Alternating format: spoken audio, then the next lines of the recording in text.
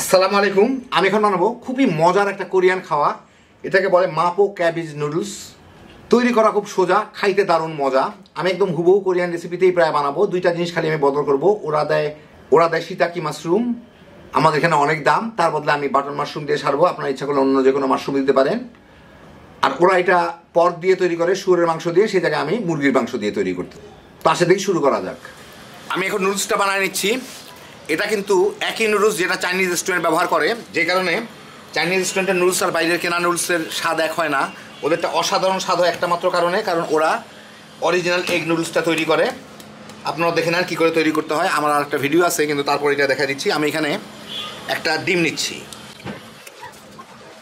সামান্য একটু লবণ দিয়ে স্বাদ মতো ডিমটাকে ঘুটে নেব। হইল, প্রতিটা ডিমে সাধারণত 1 কাপ ময়দা লাগে, তো আমি 1 কাপ ময়দা এখানে নিছি। 1 কাপ ময়দা দিব। এতে কিন্তু কোনো পানি ব্যবহার হয় না। এখন ডিমটাকে দিয়ে আমার ময়দাটাকে মেখে নিতে হবে ভালো মতো। খুব শক্ত ধরনের একটা ডো হওয়ার কথা, খামির হওয়ার কথা আর কি। ভালো মতো ময়ান দিয়ে নিলাম। এটা কিন্তু অনেক শক্ত একটা ডো হয়।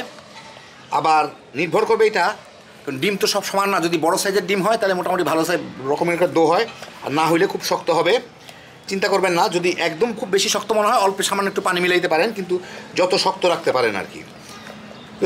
ভিতরে দেখবেন দানা দানা টাইপের আছে, মানে শক্ত নরম সব মিলায় আছে, অসুবিধা নাই। কিছুক্ষণ আমি এটাকে ঢেকে রাখবো। ঢেকে রাখলে ওগুলা ময়েশ্চার চুষে সোজা হয়ে যাবে, মানে সবগুলা একই সাইজের, মানে একই ধরনের নরম হয়ে যাবে। তা আমি এটাকে ঢেকে রেখে দিই অন্তত 15 মিনিট। তারপরে এটাকে আমি আবার ময়ান দিয়ে নেব। মিনিট 10 পরে আমি এটাকে একটু ময়দা দিয়ে হালকা করে ময়ান দিয়ে নিব। ময়দা দিয়ে নিলাম যাতে একটু লাগে আর কি। যথেষ্ট শক্ত, তারপরেও ভিতর দিকটা একটু নরম হয়ে যায়। এখন আমি 2 রকমভাবে করতে পারি। কারোর জন্য নুডলস মেশিন থাকে, সেটা দিয়ে তৈরি করে ফেলা যায়, অথবা আমি এটার থেকে একটু কেটে নিয়ে এখান থেকে একটু ময়দা ছিটায় পাতলা রুটির মতো করে বেলে নিতে পারি। এটাকে খুব চাপ দিয়ে বেলতে হবে, কারণ এটা অনেক শক্ত। একটু লম্বাটো টাইপের রুটি হলে ভালো হয়। বাস নিলাম আর কি।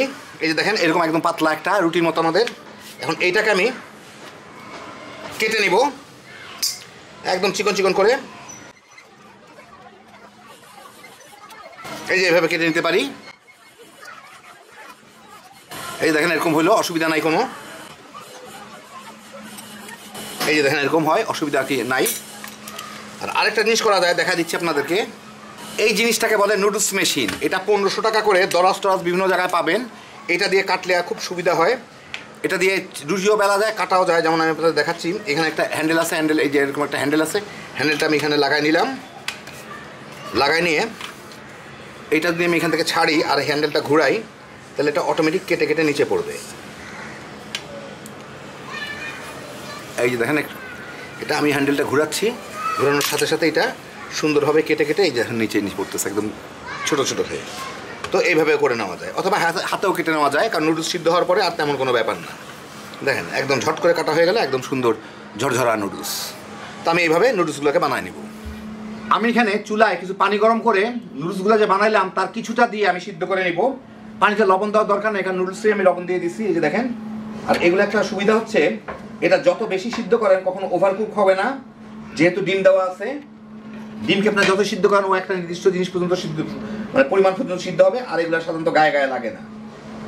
যদি লেগে থাকে এখনো, এগুলো ছুটে যাবে। তো এগুলোকে আমি 4-5 মিনিট জাল দিয়ে নিই, তাহলেই হয়ে যাবে। ফুটে ওঠার 4-5 মিনিটের মধ্যে নুডলসটা হয়ে যায়। আপনারা বুঝতেই পারতেছেন, এটা কিন্তু মানে কাঁচা ময়দা দিয়ে বানানো। ময়দাটা এটা শুকানো হয় নাই, ডিমটা সিদ্ধ হলেই হয়ে যায়। এই যে দেখেন। আর এটা দেখলেই বুঝতে পারবেন, টিপ দিলেও বুঝতে পারবেন। আর এটা ওভারকুক হবে না, কারণ ডিম এর মধ্যে আছে। ডিমটা তো আর অতিরিক্ত যত সিদ্ধ করেন ডিমই থাকবে। এখন আমি এটাকে পানিটা ফেলে নিব, ফেলে একটু ঠান্ডা পানি দিয়ে ধুয়ে নিব, তাহলে এটার গায়ে গায়ে লাগবে না। আমি এখানে একটা পেঁয়াজ পাতা, পেঁয়াজ সহ যেগুলো পাওয়া যায় এগুলো নিয়ে নিছি। গোড়ার দিকটা আমি পেঁয়াজ হিসেবে ব্যবহার করব, আর এতদূরই হবে, আর কেটে লাভ নাই। অন্য পেঁয়াজও ব্যবহার করব, কিন্তু এইগুলো আমি পেঁয়াজ হিসেবেই ব্যবহার করব, এভাবে কেটে কেটে। আর এই জায়গাগুলো সাদা অংশটুকু আমি এইভাবে চিকন চিকন করে কাটবো। এইভাবে কোনাকুনিভাবে একটু পাতলা পাতলা করে কেটে নিব। একটু কাটলাম, মাঝেরটা দরকার নাই। আর এই পেঁয়াজ পাতাগুলা আমি এভাবে চিকন চিকন করে কেটে নেব, ছোটো ছোটো করে আর কি, চিকন চিকন না, ছোটো ছোটো করে কেটে নেব। এর সাথে আমি আরও কিছু পেঁয়াজ কেটে নিলাম, ডাইস ডাইস করে, একটু বড় বড় করে। আর এখানে নিছি আমি 2টা বাটন মাশরুম কেটে নিছি পাতলা পাতলা করে, আপনারা যে কোনো মাশরুম দিতে পারেন। দেওয়া উচিত হচ্ছে সিতাকি মাশরুম। তো সিতাকি মাশরুম আমার কাছে শুকনাটা আছে, ভিজাইতে দিতে অনেক সময় লাগবে, আর কাঁচাটার দাম অনেক, প্রায় 1200 টাকা করে কেজি। তো এটা বাদ দিলাম, সবার কাছে সিতাকি মাশরুম নাই, আপনারা যে কোনো মাশরুম ব্যবহার করতে পারেন, আমাদের দেশি মাশরুমও ব্যবহার করা যায়, করলে ওটা পছন্দ মতো কেটে নেবেন। তো সিতাকি মাশরুম উঠায় ফেলি, এই লাগতেছে আমার জিনিসপত্র। আর পাতাকপি একটা আমি একটু বড় বড় করে কেটে নিচ্ছি, এতে কোরিয়ান ক্যাবেজটা ব্যবহার করা হয়, তো আমার কোরিয়ান ক্যাবেজ নাই, বাংলাদেশি ক্যাবেজে সাইয়া ফেলামো আর কি, ক্যাবেজ তো একই কথা হইলো আর কি। আমি এখানে 1 টেবিল চামচ কর্নফ্লাওয়ার নিছি, ওর সাথে অল্প একটু পানি মিলাই নিব, এটা আমার স্যুপটাকে ঘন করার কাজে লাগবে। এই অল্প 2-3 টেবিল চামচ পানি মিলাই নিলাম, বাস এটা আমি দিয়ে স্যুপটাকে ঘন করব। আমি একটা কড়াইয়ে 2 চা চামচ তেল দিয়ে তার মধ্যে আধা কাপের একটু উপরে মুরগির কিমা একটু ভেজে নিব। এর মধ্যে দেওয়া হয় শুয়োরের মাংস, তো আমি শুয়োরটার বদলে মুরগি দিয়ে খেয়ে দিলাম আর কি। এই মিনিট 2-3 ভেজে মুরগিগুলো পানি ছাড়ে, মুরগির কিমাটা পানিটা শুকায়, এখন তেলটা দেখা যাবে, এখন এটা বাদামি হওয়া শুরু করবে, সেজন্য আমি তার আগেই, বাদাম হওয়ার আগেই এর মধ্যে আমি পেঁয়াজটা পড়ে গেলে উঠে দিই। পেঁয়াজ কুচি করা পেঁয়াজগুলোকে দিয়ে একটু ভেজে নিব। আমি কিন্তু হাই হিটে ভাজতেছি। একই সাথে আরেকটা জিনিস দিয়ে দিই, সেটা হচ্ছে মাশরুমগুলাও তাহলে ভালো মতো ভাজা হয়ে যাবে, সিদ্ধ হয়ে যাবে।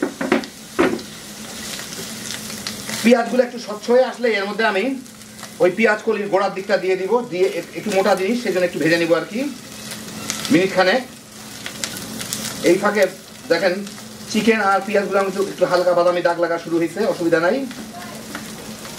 এই 1 মিনিটের মতো ভেজে এর মধ্যে আমি প্রায় 1.5 টেবিল চামচের মতো সয়া সস দিয়ে দিব, দিয়ে একটু ভেজে নিব।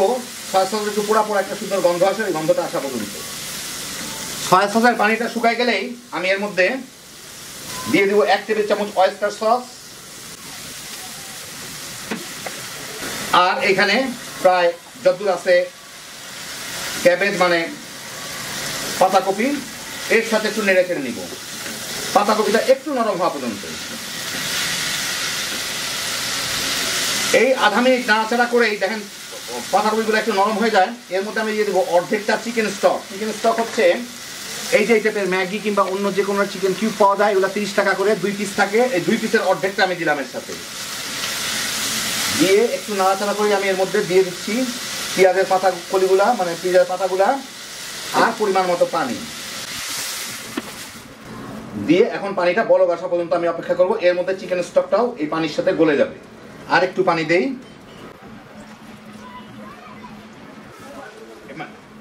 যতক্ষণ এটা বলকে আসতেছে এই নুডলসগুলো আমি এই দেখেন বেশ ঝরঝরা, পানি ঝরানোর পরেও এগুলো একটু লম্বা লম্বা আছে, এগুলো এত লম্বা থাকলে অসুবিধা হবে মানে খাইতে, আমি একটু কেটে দিব, কেচি দিয়েই কুচুত কুচুত করে 2-3 বার কেটে দিলাম।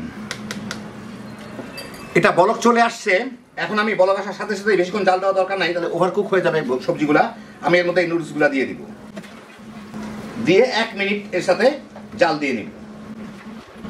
চিকেন স্টকটা কিন্তু আমি টুকরা দিয়েছিলাম, ওই টুকরাটা এর মধ্যে অলরেডি গলে গেছে, ওটা বেশিক্ষণ থাকে না, মানে পানি পাইলে গরম পাইলে গলে যায়। বলক আসার সাথে সাথে আমি এর মধ্যে এই কর্নফ্লাওয়ারের এটা করে রাখছিলাম ওইটা দিয়ে দিব, দিয়ে একটু নেড়ে দিব, স্যুপটা মোটামুটিভাবে ভালোই ঘন হয়ে যাবে। ঘনটা আপনারা যার যার পছন্দ মতো করে নেবেন। দেখেন বেশ মোটামুটি স্যুপের মতোই ভালো ঘন হয়ে গেল। এর মধ্যে আরেকটা জিনিস দেওয়া হয়, একটা বিন সস। তো বিন সসটা আমাদের কাছে নাই, না থাকলেও তেমন আহামরি ক্ষতিবৃদ্ধি কিছু হয় না, খাইতে এটা এমনি অসাধারণ। বাস ফুটে উঠছে, যথেষ্ট ঘন হয়ে গেছে স্যুপের মতোই। আমি এটাকে চুলাটা বন্ধ করে এখন গরমা গরম আপনাদের বেড়ে দেখাচ্ছি। তো এই দেখেন হয়ে গেল আমার দারুণ মজার মাপো ক্যাবেজ নুডলস। যারা নুডলস পছন্দ করেন অনেকটা স্যুপ টাইপের, একবার বানায় খেয়ে দেখেন। এইটা যে কতখানি মজার না বানায় খেলে বুঝবেন না। আর এই নুডলস বানানোর প্রসেসটা আপনাদের দেখাই দিলাম। রেস্টুরেন্টের সব নুডলস কিন্তু এইগুলা দিয়ে তৈরি হয়, ওরা কিনে নুডলস ব্যবহার করে না, কারণ কিনা নুডলস সব পুরাটাই ময়দা, আর ওরা এগ নুডলস ব্যবহার করে ডিম দিয়ে। নুডলসটা শুধুই খেয়ে ফেলতে পারবে। হ্যাঁ, বিজোসের একটা আইটেম। মেশিন না থাকলে হাতে কেটে নেবেন, কোনো 19 বিষয় না, কারণ সিদ্ধ করার পর অত বুঝবেনও না। বাচ্চা বড় সবাই তামা করে খায়া ফেলাইতে পারবেন। একবার বানায় খায়া দেখেন, তাইলেই বুঝবেন। হ্যাঁ, বিজোসের একটা আইটেম। আল্লাহ আপনাদের সবাইকে ভালো রাখুন, সুস্থ রাখুন, নিরাপদে রাখুন।